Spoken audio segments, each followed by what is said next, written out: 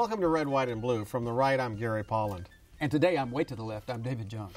Tonight, we welcome Texas State Senator Dan Patrick, who represents District 7 of Texas, which is in the Houston area. And Dan also is a radio talk show host at KSEV AM 700. Good to be back. Dan, welcome. But he left out Dallas.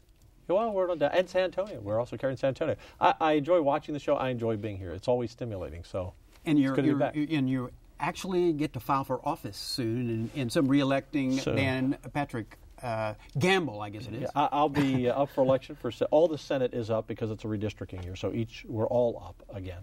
So the filing deadline is approaching. Yeah, and unless it's moved by the courts again, I believe it opens up the end of November. It moved once, and I think the filing deadline is December 15th. So we'll know who's actually running for various seats. A lot of people talk about running. At the last second, they change their mind. But so I'm definitely running. You're running for re-election. Yes. So far, no Democrats are going to run against you. I turned it down, Dan. I mean, you're safe as far as I'm concerned. Thank you. I appreciate that. Well, let's talk about the political year coming up in 2012, which ought to be a fascinating year. This could be the most change in Texas politics that we probably had in a generation. So will you kind of give us your take on what's coming and what our viewers should be looking for? Well, there are a couple of things that are at play. Let's talk about the Texas House very quickly. Last session we had over 30 new members. This session we could have another 30 new members. So the Texas House could have more than a third of the body who are freshmen and sophomores. In the Texas Senate, we'll have 4, 5, or 6 new senators.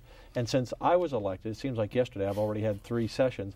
But just since 2007, with this new election, 50% of the Senate will be new, and 70% since 2003. Now, what does that all mean? It means you have fresh eyes, fresh ideas, new leadership. Some of the senior members who have been around since the 90s are leaving. We potentially could have an interim governor if Perry wins the presidency, or an interim lieutenant governor if Dewhurst wins the U.S. Senate race.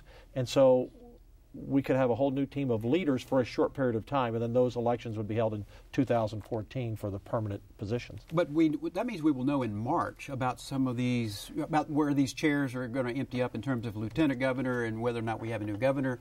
And project that out from March on, assuming that, for the sake of the discussion, it's Dewhurst wins a primary and he's a lieutenant governor, yes, and Rick Perry is nominated for president. Well, what the Constitution says is that the Texas Senate, the 31 of us, elect one of our own to become the interim lieutenant governor and the interim governor. So let's just assume for a moment that both win. We would select a senator, simple majority, 16 out of 31, 16 votes. We would elect a senator to become lieutenant governor for a moment, and then they would assume the governor's position for the remaining 2 years of Perry's term. Then we would elect another senator to become the lieutenant governor, and it's never happened before in our state. We have replaced the lieutenant governor. When Bush won, Perry became governor. The Senate elected a senator by the name of Bill Ratliff to be lieutenant governor. So that's happened. We've never had both positions happen. And there's a question that whoever the senator would be who could become governor would probably have to give up their Senate seat because they would be moving to the executive branch from the legislative branch. You couldn't hold 2 positions, which would trigger another special election. So you couldn't vote very complicated. You couldn't vote for yourself then? No, you can vote for yourself. For lieutenant governor, you could vote for yourself. Sure. I'm not going to. I'll look what's down the road long term.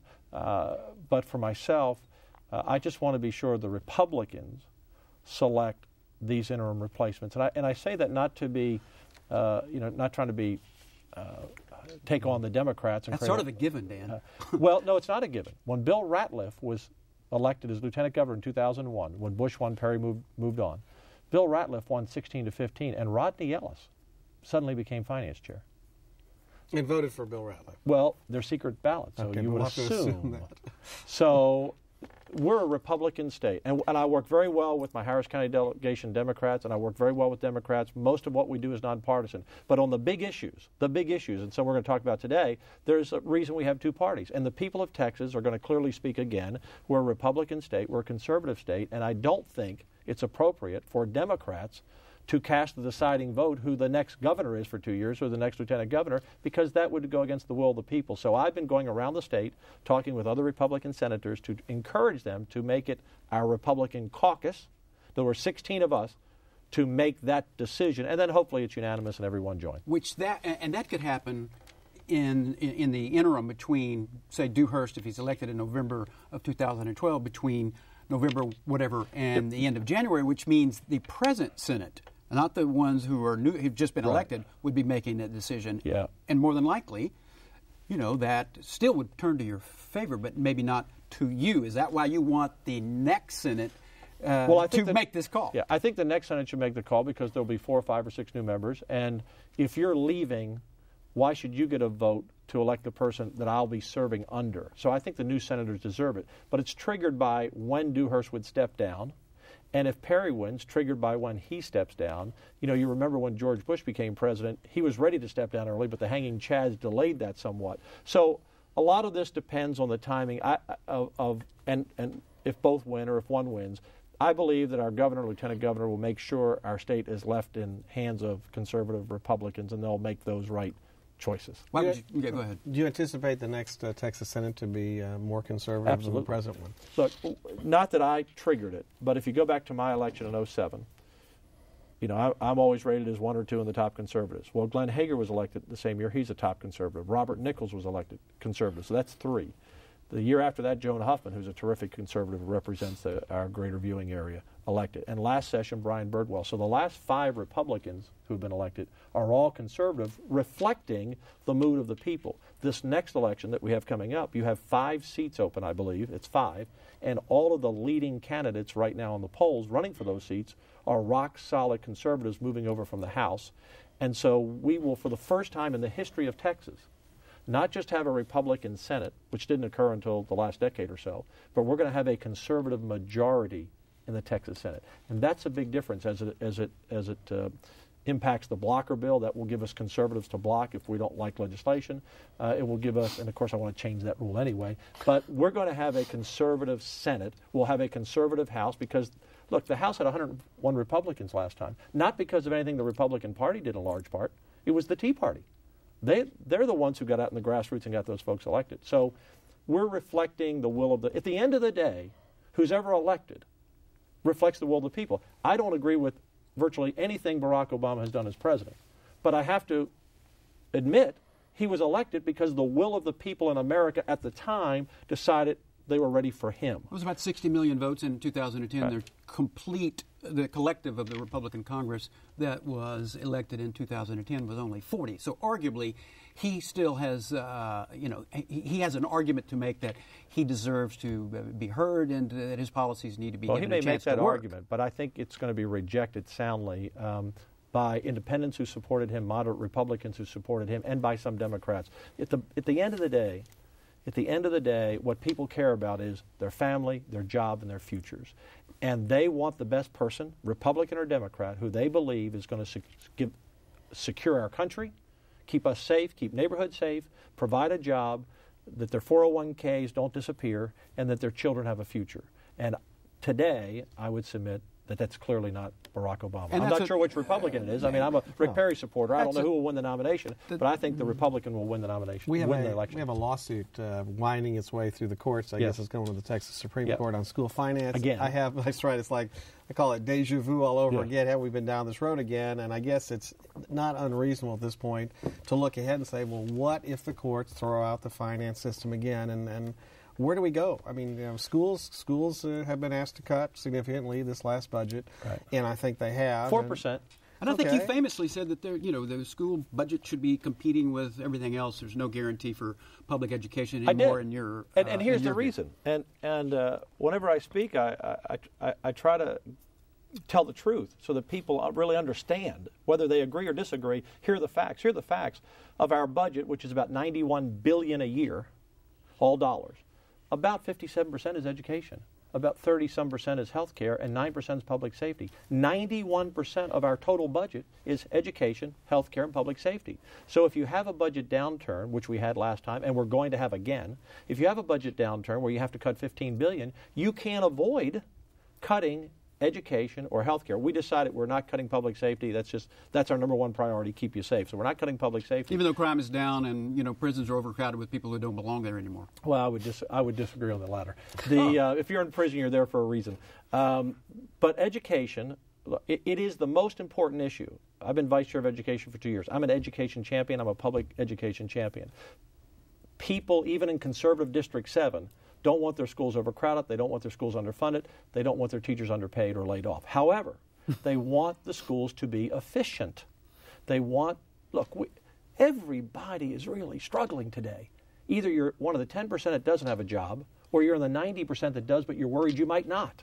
Or you're not making, you're not getting a salary increase because your business that you work for is not growing.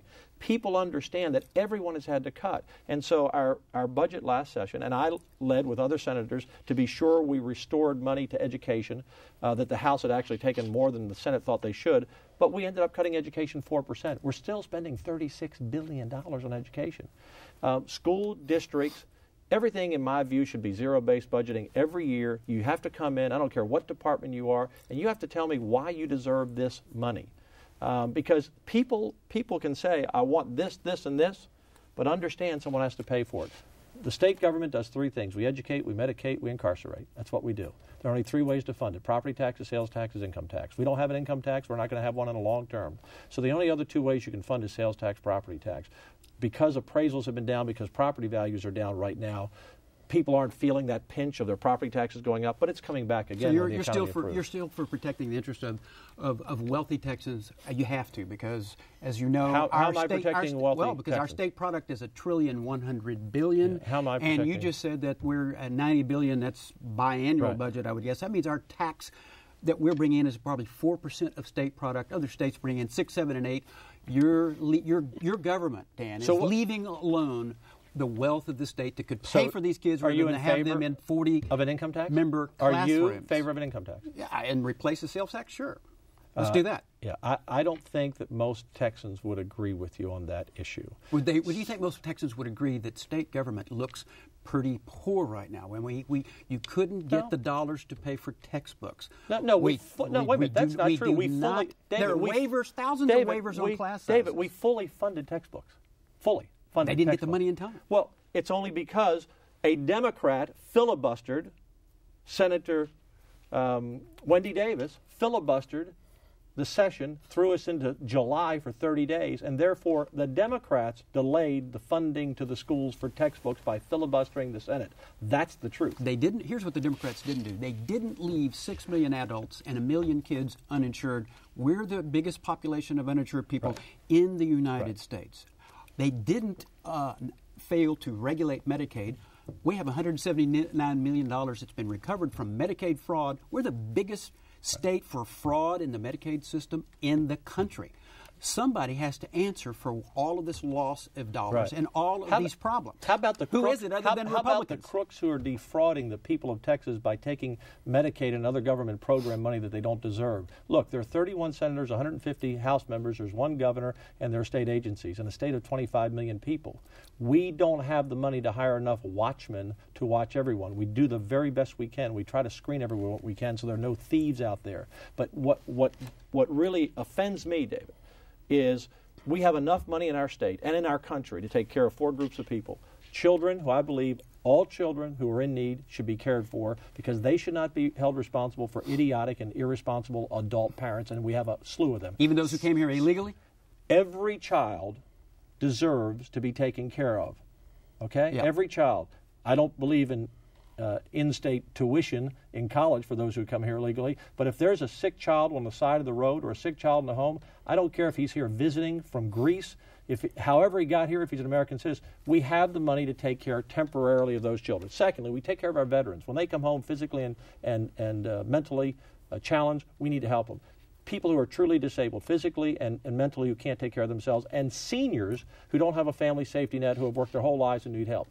But if you're not one of those 4 groups, get off your butt, stay in school, get an education, and get a job, and don't expect the taxpayers to pick up your life tab. The problem with our country, the world, and I would argue Texas as well, is not that government isn't caring. It's too many people who don't need help are stealing from those who do. Why isn't it the incompetence of the Perry administration that takes the hit? I mean, do you believe in the Texas miracle? I mean, here's a guy that basically has invented over the last decade crony capitalism in the state with the technology fund. everybody's in to pay to play. You get a regency, you give so much money back. That's why he was able to raise so much money. Oh, wait a minute. Let me ask a question. Isn't it this? Are you running? Isn't my indictment of state government really an indictment of the Texas miracle under Rick Perry? In fact, I flipped this around. The world is not a safe and stable place, period. It's chaotic today. But imagine America not being on the world stage. The reason Reagan defeated the Soviet Union without firing a shot is because he destroyed their economy, they couldn't fill the military, and we filled that vacuum. The world is not a safe and stable place unless America is strong. Guess what? America is not strong unless Texas is strong. Are we going to depend on California that is so far in the hole they can't get out? New York's going broke. Illinois is paying bills with IOUs. Texas is the only hope. We are the economic engine that is capable of helping America recover. If Texas fails, America fails. I would argue, look, I'm a conservative Republican. I'm a Christian first, conservative second, Republican third. That's where my values are. I acknowledge the Republicans haven't always gotten it right. We're not perfect. We've made mistakes. Gary, you believe that? Okay. No, however, straight. under Republican leadership, we have the strongest economy in the 50 states, of any major state. There are a couple of small states with a handful of people. We have the strongest economy. Why do we have a lot of people uninsured? We have a lot of poor people here in the state that are coming from everywhere else because they're out of work, David. They're coming here from Michigan. They're coming here from California. They're coming here from Nevada. They don't have a job. They don't have money. They're coming on to our insurance rolls. We have a lot of illegal people. They're coming here from Mexico. And they're coming here from Mexico. And that has to end.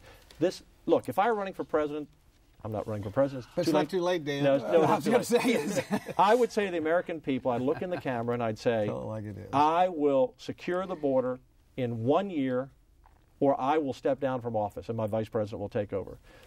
We have got to secure the border. We have to come up with a sensible guest worker program that allows people to come in here for jobs that Americans won't take, and more Americans are taking those jobs because they can't find other jobs. We cannot have a pathway to citizenship, but we're also not going to deport 10 million people. We have to allow people who are here to raise their hand, to register so we know who we look. I know personally we've captured people from the Middle East crossing our border.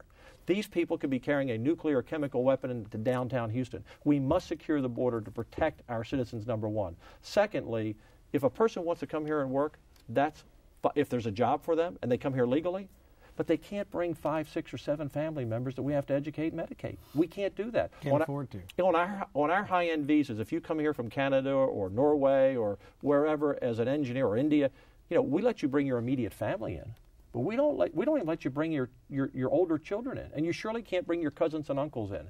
We have a limited amount of money. I just got back from Europe. The unemployment rate for people under 30 in many countries is 30%. Because of socialist government policies that say, David, we're going to give everything to everyone. We do not have the money. Well, we don't have we're not going to. We don't have. But let's talk. With you asked me a question about education. And he didn't let me answer. Well, about the lawsuit. He's not going to ask you about the teacher retirement system, which is basically a Ponzi scheme. It's an unfunded liability of $22 billion, and nobody's. You guys didn't put the money in to protect it. We have one of the most sound retirement systems for our government employees and than any state or any country. In fact, I would argue that Texas is more sound than most countries in the world. Which is saying a lot, and that's a good thing. But you talked about all these problems, yes. Dan, that you've alluded to, and we talked about Medicaid, and yes. and it's an increasing part of the budget. Yes. We have transportation in the state where our fund Big basically issue. has already been bonded out, and in 2 years we're not going to be able to fund any new transportation projects. The state's still growing. What are the conservative solutions for these problems? So it looks like we're going to have a chance to have a real conservative government next year. What conservatives are going to have to do, and I've tried to lead on these issues, and I think we have, and I want to continue to do that, and that is to show that you can be conservative and govern and deliver the services that the people really want. And different people want different things, but everyone's expectations are going to have to be lowered. That's just the truth. The public, the legislature, this idea that we can do all things for all people, that's yesterday. That's not tomorrow. How do we govern responsibly? Well, I think this last session we cut $15 billion out of the budget. Now, the Congress was arguing over a $42 billion cut all spring out of a $3.7 trillion budget. It was nothing. It was a drop in this cup. We actually significantly cut our government. so that we didn't raise taxes on people. And guess what? That headline of 100,000 teachers being fired never happened. Headline, people going to be thrown out of nursing homes, never happened. We funded what we needed to fund to provide the services needed. Now, we're going to have a Medicaid shortfall in the next session, but we saved, and I led the fight to do this, proud to do it in the Senate. We led the fight to keep $8 billion in the rainy day fund so that we had money for the future. We have a $90 billion budget. You can't have zero reserve. So we're going to have the dollars that we're still going to have a challenge next session, another $16 billion shortfall, because the economy is still soft, because property tax values are down, and that helps fund city, county governments, and half the education budgets come from local issues. So what do we do as conservatives? We continue. I want to go to zero-based budgeting. Prove to me why I should write you a check. Number two, we need to continue to make our schools more efficient. When they fire the first assistant football coach, I'll know their budgets are truly lean. Secondly, we cannot build on our school. We can't take tax dollars and build $80 million football stadiums. Can't do it. We don't have the money. Next, in health care, and I've passed legislation and others have passed to try to get rid of that fraud, because you're absolutely right, that's soaking a lot of money from us. But here's the reality. We have 15% of the 5 million children we have in our Texas schools who aren't proficient in English. That's almost 700,000 kids. It costs us a lot more to educate someone who doesn't speak English than who does. Maybe you should be arguing that Congress needs to step up as far as the Department of Education. Certainly that's Terry Greer of HISD is up there begging for funds for underperforming schools. Yeah. Is that the wrong thing to do? The federal government needs to be out of education. It needs to be a local issue. We don't get that much money from the federal government. It's not worth the strings that are attached. But here's how we focus on solving education, because we have 80,000 new students projected every year. We had 80,000 new ones this year. Most of those students are economically disadvantaged. Many don't speak English. Here's what we need to do. We need to lower property taxes more, but expand the sales tax base or raise sales tax a penny. And the reason I say lower property taxes, people need to be able to afford to live in their homes, especially when they retire and they're paid for, and not be taxed out of them. And poor people are being hurt by property taxes, as well as middle class and upper middle class. You're taking on the lawyers when you want to expand the sales tax base. Are you ready to take on the sales partners of Vincent Elkins and say you need to pay sales tax? On the sales tax base, we have about 4 million homeowners, 4.5 million homeowners who are carrying the load of funding county, city, and schools. It needs to be spread out over our population. There are 25 million Texans. About 21 million are over the age of 5 or 6. They're buying something. We need to get more money from more people, not increasing taxes on people, but bringing more people into the program. You're not opposed to broadening the base and bringing more revenue in, are you? Broadening the base where it makes sense. You don't want to do it to where it hurts industry. We start getting rid of exemptions that don't make sense. Yeah, there are a lot of exemptions that don't make sense. Well, why do you not pay a tax on one thing, but you pay a tax on another product? It's the same thing. Lobby. And so what you do is you offset any increase in sales taxes with a decrease in property taxes. You broaden the base. You make government more efficient in terms of transit. So that's where we have to go in our school you've funding. left out of your arguments today the social issues and the disaster of social issues that we saw in the last election. Explain that to me. Well, I mean, Mississippi was asked, and that's a conservative place.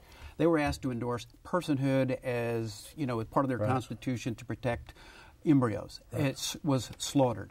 The leading immigration opponent, senator in Arizona, he was recalled. Yeah, David, do you mean immigration in Alabama? They passed the most restrictive immigration law imaginable, and Hispanics fled the state, and local businesses are screaming because their workforce is diminished considerably. We've already talked about immigration. Again, go back to that issue. You have to secure the border for the safety of our country. You have to secure the border. We have to know who's coming here. We cannot educate, medicate, and incarcerate the rest of the world that comes here, because a lot of the people that come here, unfortunately, we have some serious criminals coming here. But what your argument is, until that happens, we have to punish Hispanic people who are here. How are we punishing them? Well, they ran them out of Alabama. That's punishment.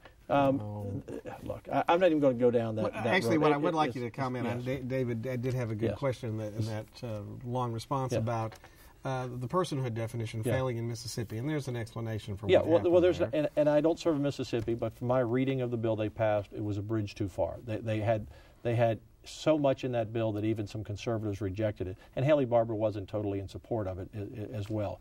But look, I'm proud that we passed the sonogram bill in Texas. It's legislation I've carried for 3 sessions. But it's not the law of the land. No, but we're going to win in the courts.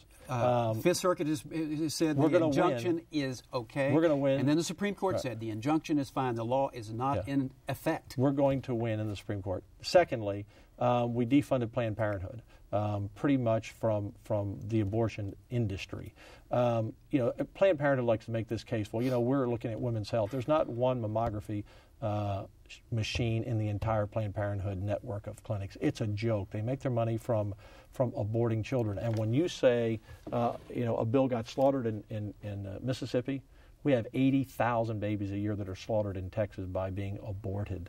And while I understand there are people who are pro-choice, even pro-choice people don't think that aborting babies should be a lifestyle choice. Oh, I don't want this child. I think I'll just abort this child. And so I don't consider those minor issues because, David, when you don't protect life, when you don't value life, you are undermining the moral foundation of society. And that allows then the next step to be to not value seniors. Should we give health care to seniors who in their last 6 months are going to cost us too much? We must protect life on the front end and the back end. I have to say I have to live by the law of the land. Hey, Dan Patrick, thanks for being here. Is it already Great over? guest. It's over. Yeah. And we invite you to visit our home Gosh, online fast. at HoustonPBS.org. Click on the local program bar, red, white, and blue. Watch the show and a follow-up discussion. And until next time, get informed, get active. You might consider voting.